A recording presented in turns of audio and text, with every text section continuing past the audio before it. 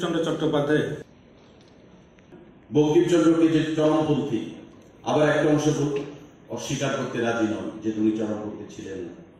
কিন্তু আমি বলব, যেমন মনীষীরা ভারতবর্ষের স্বাধীনতা আন্দোলনে অংশগ্রহণ করেছিলেন, যারা সক্রিয়ভাবে একটা ইন্টেলিজেন্সিয়া হিসেবে কাজ করেছে, বঙ্কিমচন্দ্র তাদের মধ্যে অন্যতম। তার সাহিত্য, তার গ্রন্থ, তার কবিতা, তার সাংবাদিকতা, তার বজ্র লেখনী, প্রতিটি অক্ষরে অক্ষরে, প্রতিটি শব্দে উচ্চারিত হয়েছে ভারত মাতার জয়গান। এবং ভগবানকে বিশ্বাস করা থেকে উনি ভারত মাতাকে বেশি বিশ্বাস করতেন বা ভারত মাতার জয়গান তিনি বেশি গাইতেন। আজকের দিনে আমাদের দল আমরাও বলি যে ভারত মাতা কি জয়। যে জিনিসটা স্বাধীনতা আন্দোলন থেকে শুরু হয়েছিল, যার শুভ সূচনা করেছিলেন সেই বঙ্কিমচন্দ্র চট্টোপাধ্যায়। রবীন্দ্রনাথ, ঋষি অরবিন্দ প্রত্যেকেই মুগ্ধ হয়েছিলেন বঙ্কিমচন্দ্রের লেখনীর মাধ্যমে বন্ধুরা। এবং বলতে দ্বিধা নেই যে ভারতবর্ষের স্বাধীনতা আন্দোলনে, ভারতবর্ষকে মুক্ত করতে গিয়ে ওনারও একটা বিশেষ অবদান ছিল।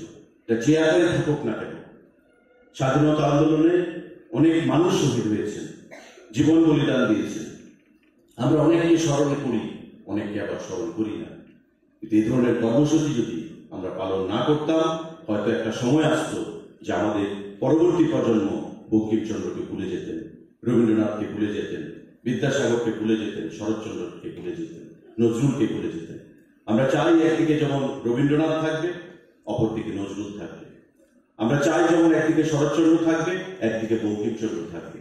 প্রত্যেকে মিলেমিশে প্রধানমন্ত্রীর যে স্বপ্ন, যে সবকা সাথ সবকা বিকাশ, সবকা বিশ্বাস সবকা প্রয়াস, সবাইকে সঙ্গে নিয়ে আমাকে বিশ্বগুরু হিসেবে এক ভারত শ্রেষ্ঠ ভারত, এক ত্রিপুরা শ্রেষ্ঠ ত্রিপুরা হিসেবে আত্মপ্রকাশ করতে হবে।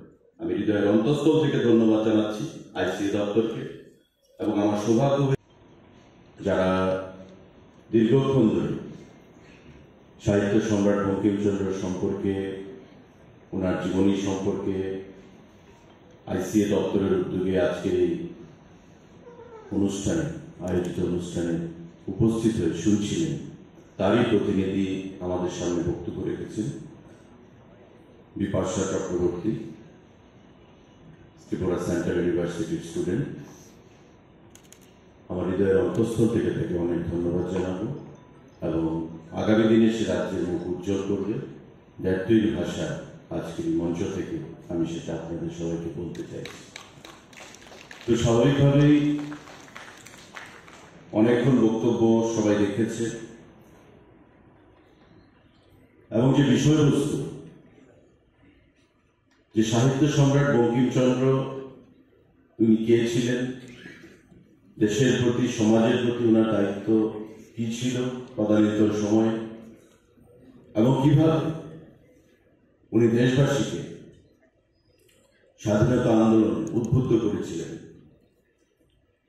প্রত্যেক বক্তা তাদের বক্তব্যে, তাদের জ্ঞানের পরিসরে আমাদেরকে সমৃদ্ধ করেছে এবং যাদেরকে উদ্দেশ্য করে আজকের এই কর্মসূচি, আমাদের যে পরবর্তী প্রজন্ম, ছাত্র সমাজ যারা এখানে উপস্থিত হয়েছে, আমি নিশ্চিত যে আগামী দিনে আইসিএ দপ্তরের যে প্রয়াস ছাত্রছাত্রীদের উপস্থিতির মাধ্যমে, সেটা অনেকটাই সফলতা এনে দেবে।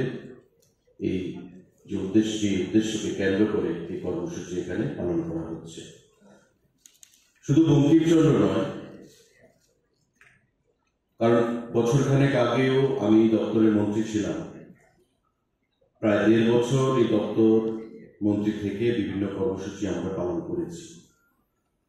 রবীন্দ্রনাথ বলুন, বিদ্যাসাগর বলুন, নজরুল বলুন, বঙ্কিমচন্দ্র বলুন, শরৎচন্দ্র বলুন, প্রতিটি ক্ষেত্রে আমাদের সরকার প্রতিষ্ঠিত হওয়ার পর রাজ্যের প্রতিটি অংশের মানুষকে সঙ্গে নিয়ে মানুষের মধ্যে সচেতনতা বৃদ্ধি করার লক্ষ্যে এই ধরনের কর্মসূচিগুলো আয়োজন করা হয়ে থাকে।